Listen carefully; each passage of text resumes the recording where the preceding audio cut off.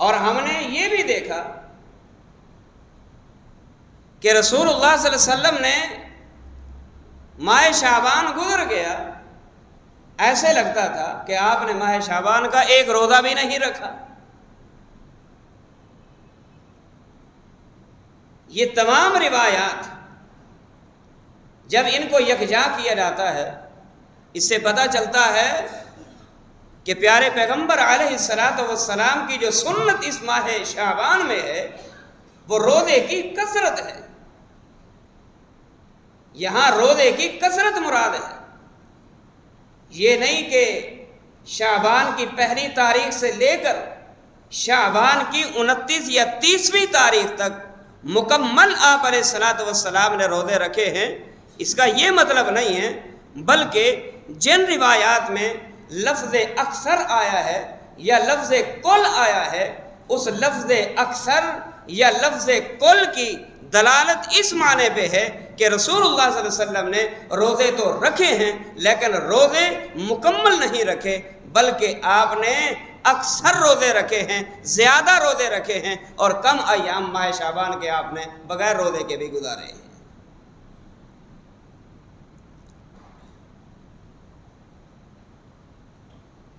امام ترمذی رحمہ اللہ نے جامع الترمذی میں لفظ کل کا معنی اکثر کا ذکر کیا ہے، لفظ کل کا معنی اکثر کا ذکر کیا ہے، اور پھر اس لفظ کل کا معنی اکثر ثابت کرنے کے لیے امام ترمذی رحمہ اللہ نے جامع الترمذی میں عبداللہ ابن مبارک رحمہ اللہ کا ایک قول ذکر کیا ہے۔ عبداللہ ابن مبارک فرماتے ہیں ہوا جائز فی کلام العرب اذا صام اکثر الشہر ان یقال صام الشہر کلہ۔ کلام عرب میں یہ جائز ہے کہ جب کوئی انسان کسی مہینے میں اس مہینے کے زیادہ دن اگر روزوں میں گزارتا ہے تو کہنے والا یہ کہہ سکتا ہے کہ میں نے مکمل مہینہ بھر کے روزے رکھے ہیں، مکمل مہینہ بھر کے روزے رکھے ہیں۔ تو اس سے بھی یہی ثابت ہوتا ہے کہ رسول اللہ صلی اللہ علیہ وسلم ماہ شعبان کے اکثر دنوں کے روزہ رکھا کرتے تھے، اور سید عائشہ رضی اللہ تعالیٰ عنہ کی یہ حدیث کہ ہم دیکھتی تھیں ایسے لگتا تھا آپ نے ایک دن بھی روزہ نہیں رکھا، تو یہ بھی اس بات پہ دلالت کرتی ہے بات کہ آپ نے روزے رکھے بھی ہیں، آپ نے روزے چھوڑے بھی ہیں، اور پہلے عشرے کے درمیانی عشرے کے آپ نے روزے رکھ لیے، آخری عشرے میں روزے چھوڑ دیے۔ کیوں چھوڑے؟ تاکہ اپنے آپ کو مزید ماہ رمضان کے لیے بندہ تیار کر لے۔ تو روزہ رکھنا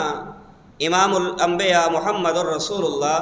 صلی اللہ تعالیٰ علیہ وآلہ وسلم کی یہ سنت ہے کہ جس میں آپ علیہ الصلوۃ والسلام نے روزے رکھے ہیں، اور ہمیں بھی ان روزوں کا اہتمام اگر ممکن ہو تو کر لینا چاہیے، اس لیے کہ ان دنوں میں روزہ رکھنا بھی پیارے پیغمبر علیہ الصلوۃ والسلام کی سنت ہے۔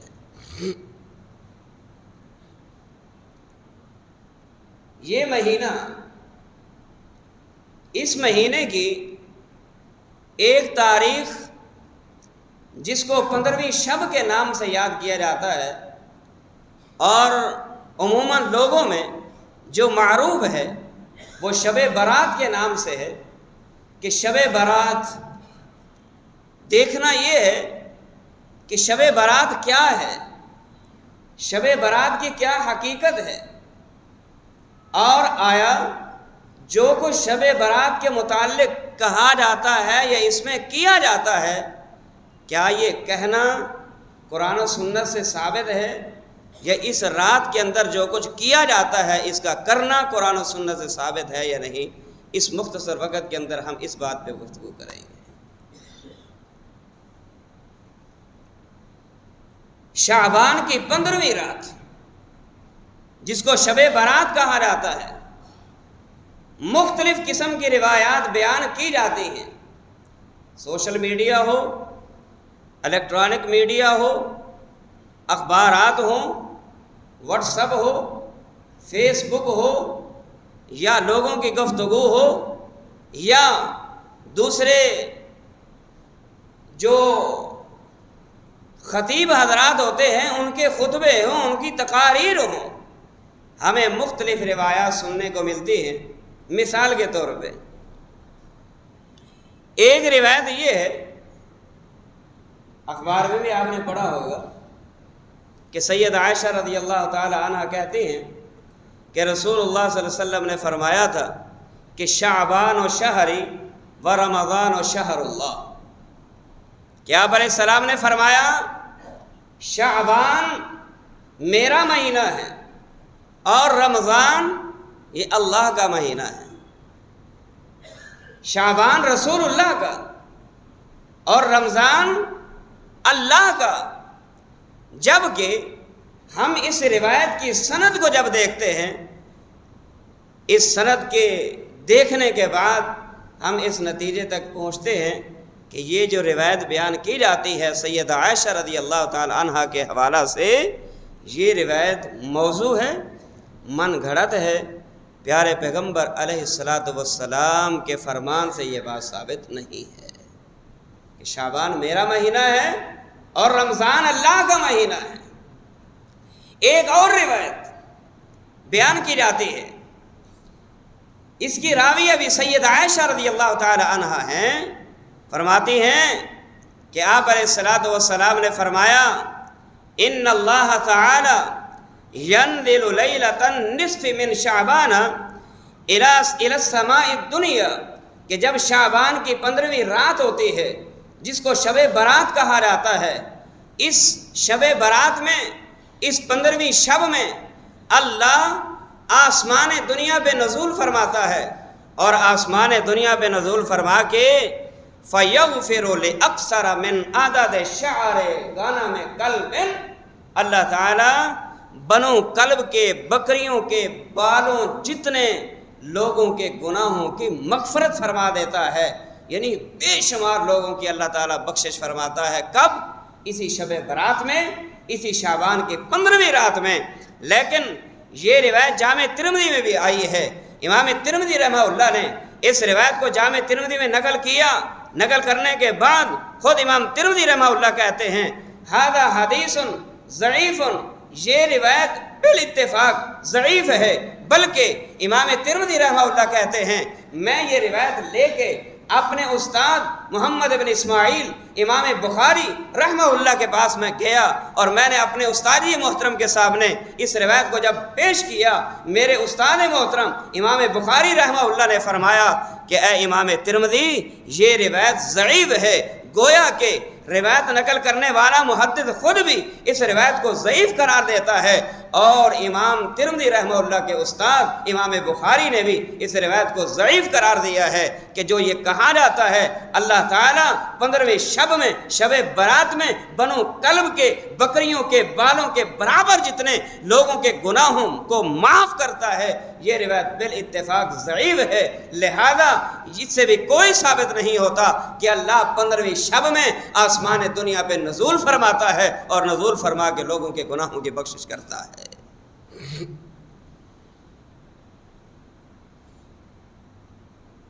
اور بھی بہت ساری روایات ہیں، اگر ہم ان روایات کی حقیقت کو دیکھتے ہیں جس سے یہ ثابت کرنا مقصود ہو اور اس رات کی فضیلت کو ثابت کرنا مقصود ہو اور لوگوں کو یہ نمایاں کرنا مقصود ہو کہ شب برات بڑی اہمیت کی حامل ہے، اس رات کو جاگنا بھی ہوگا، اگلے دن کا روزہ بھی رکھنا ہوگا، یا پھر اس مہینے میں یہ بھی کرنا ہے، یہ بھی کرنا ہے، یہ بھی کرنا ہے، یہ بھی کرنا ہے۔ لوگوں یاد رکھیے صحیح مسلم کی وہ حدیث تو آپ پڑھیں نا، صحیح مسلم کی وہ حدیث اور صحیح بخاری کی وہ حدیث کہ جس کے اندر رسول اللہ صلی اللہ علیہ وسلم نے فرمایا، آپ علیہ السلام کا صحیح فرمان صحیح بخاری کے حوالے سے اور صحیح مسلم کے حوالے سے، صحیح بخاری کی حدیث نمبر 1145 ہے اور صحیح مسلم کی روایت 758 نمبر حدیث ہے۔ اس کے الفاظ کیا ہے؟ پیارے پیغمبر علیہ السلام نے فرمایا ينزل ربنا كل ليلة إلى السماء الدنيا۔ آپ علیہ الصلوۃ والسلام نے فرمایا اللہ تعالی ہر رات کوئی مہینہ مخصوص نہیں، کوئی ہفتہ مخصوص نہیں، کوئی رات مخصوص نہیں، کوئی دن مخصوص نہیں، پیارے پیغمبر علیہ الصلوۃ والسلام نے فرمایا کیا؟ ینزل ربنا کل لیلۃ الی السماء الدنیا، ہر رات اللہ تعالی آسمان دنیا کی طرف نزول فرماتا ہے، اور جس وقت اللہ تعالی آتے ہیں فرمایا حین یبقی ثلث اللیل، رات کے 1/3 حصے میں اللہ آسمان دنیا پہ آتا ہے، آسمان دنیا پہ آ کے فیقولو کہتا ہے کیا؟ ذرا لفظوں کو سن لیجئے، ذرا لفظوں کو جاگ کے سن لیجئے۔ امام الانبیاء صلی اللہ علیہ وسلم نے فرمایا اللہ تعالیٰ آتے ہیں کیا کہتے ہیں؟ کیا فرمایا؟ من یدعونی فاستجیب لہ، وہ ہے مجھے کوئی پکارنے والا ہے، مجھ سے کوئی مانگنے والا، میں اس کو دینے کے لیے آسمان دنیا پہ پہنچ چکا ہوں، تم مجھ سے مانگتے جاؤ گے میں قبول کرتا جاؤں گا، تم مجھ سے مانگتے جاؤ گے میں تمہیں دیتا جاؤں گا۔ یہ ہر رات اللہ آسمان دنیا پہ آتا ہے۔ کہاں اس سے ثابت ہوتا ہے کہ شعبان کا مہینہ ہو، شعبان کے 15ویں رات ہو اور شب برات کی رات ہو، اللہ آسمان دنیا پہ آتا ہے اور بنو کلب کے بکریوں کے بالوں کے برابر انسان کے گناہوں کو معاف کرتا ہے۔ جبکہ صحیح بخاری کی حدیث اور صحیح مسلم کی روایت کے الفاظ جو آپ کو میں سنا رہا ہوں، اللہ پاک آتے ہیں اور آگے کیا کہتے ہیں؟ من یدعونی فاستجیب لہ، اور لوگو تم مجھے پکارو میں تمہاری پکار کا جواب دوں گا، تم مجھ سے مانگو میں تمہیں ضرور عطا فرماؤں گا۔ اور پیارے پیغمبر علیہ الصلوۃ والسلام نے کیا فرمایا؟ اللہ دوسری صدا لگاتا ہے، بڑی پیاری صدا، کیا فرمایا؟ من یسألنی فأعطیہ، کون مجھ سے مانگتا ہے، کون مجھ سے اپنے خالی جھولیاں پھیلاتا ہے، کون میرے سامنے اپنے خالی ہاتھوں کو میرے سامنے لے کے آتا ہے، فأعطیہ، میں اللہ اس کو عطا کرنے کے لیے آسمان دنیا پہ نازل ہو چکا ہوں، آسمان دنیا تک پہنچ چکا ہوں۔ پتہ یہ چلا کہ اللہ ہر رات آتا ہے اور ہر رات آ کے یہی کہتا ہے، اور ہر رات آ کے اللہ پاک یہی کہتے ہیں من یسألنی فأعطیہ، اور مانگنے والے تو آ تو صحیح، میں تجھے دینے کے لیے آسمان دنیا پہ پہنچ چکا ہوں۔ پیارے پیغمبر علیہ الصلوۃ والسلام نے فرمایا کہ ہر رات اللہ تعالیٰ یہی صدا لگاتا ہے، ہر رات اللہ تعالیٰ یہی کہتا ہے، وہ ادھی راتی رحمت رب دی، وہ کرے بلند آوازاں، وہ ادھی راتی رحمت رب دی، وہ کرے بلند آوازاں، وہ منگن والیاں تائیں، وہ بخشش منگن والیاں تائیں، وہ روزی منگن والیاں تائیں، وہ شفاواں منگن والیاں تائیں، وہ کھلا ہے دروازہ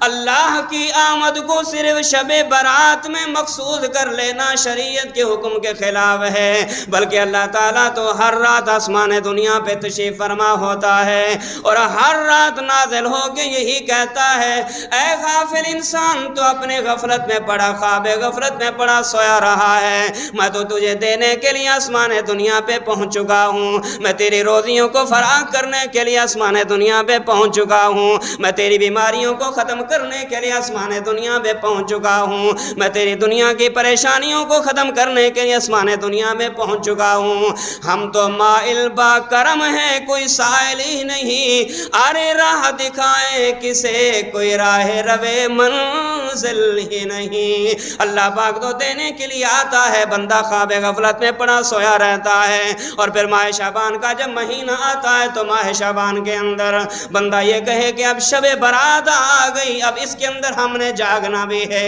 وہ لوگوں یاد رکھنا، شب برات میں جاگنا طریقہ محمد رسول اللہ کا نہیں، شب برات کے مخصوص دن کے اندر روزہ رکھنا بھی پیارے پیغمبر صلوات و سلام کا طریقہ نہیں۔ طریقہ وہی طریقہ ہوگا جس کا ثبوت رب کے قرآن سے ثابت ہوگا، پیارے پیغمبر کے فرمان سے ثابت ہوگا۔ اور لوگوں نے کیا کہنا شروع کر دیا، اللہ پاک اس رات کے اندر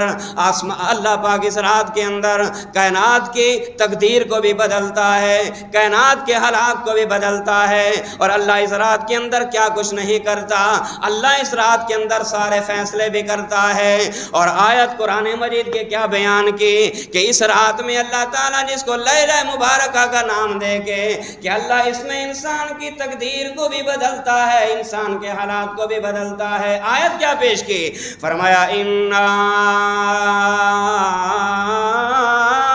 انزلناہ فی لیلۃ مبارکہ انا کنا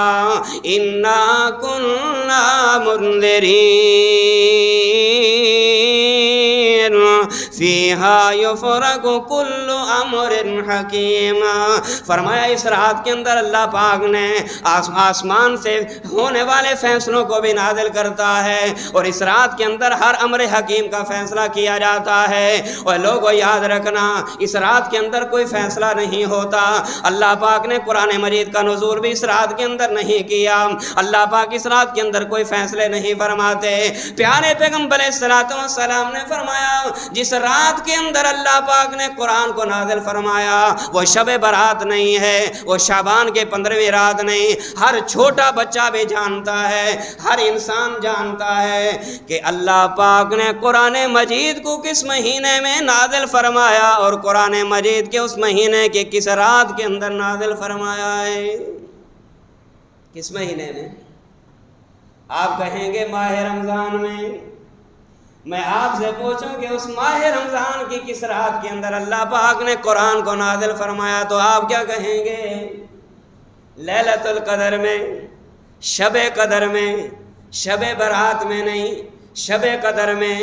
اللہ پاک نے فرمایا شہر رمضان الذی انزل فیہ القرآن۔ ماہ رمضان وہ مقدس مہینہ ہے جس میں اللہ پاک نے قرآن جیسی نعمت نازل فرمائی، اور اس کے بعد اللہ پاک نے کیا فرمایا، اِنَّا انزلناہ فی لیلۃ القدر وما ادراک ما لیلۃ القدر لیلۃ القدر خیر من الف شہر۔ پتہ یہ چلا کہ اللہ پاک نے قرآن مجید کا نزول ماہ شعبان میں نہیں کیا، اللہ پاک نے قرآن مجید کا نزول ماہ رمضان کے اندر کیا۔ اور یہ بھی پتہ چلا کہ انا انزلناہ فی لیلۃ مبارکہ، مبارکت والی رات کے اندر اللہ پاک نے قرآن کو نازل فرمایا۔ اور بابرکت رات سے مراد شب برات نہیں، شعبان کے 15ویں رات نہیں، بلکہ شب قدر مراد ہے کہ جس کو لیلۃ القدر کہا جاتا ہے، جس رات کی عبادت 1000 مہینوں کی عبادت سے بھی بہتر قرار دی گئی ہے۔ اس رات جاگیے نا، شیطان اس رات نیند دلاتا ہے، اس رات جاگتا ہے، اس رات جگاتا ہے۔ لیلۃ القدر آ جائے، شیطان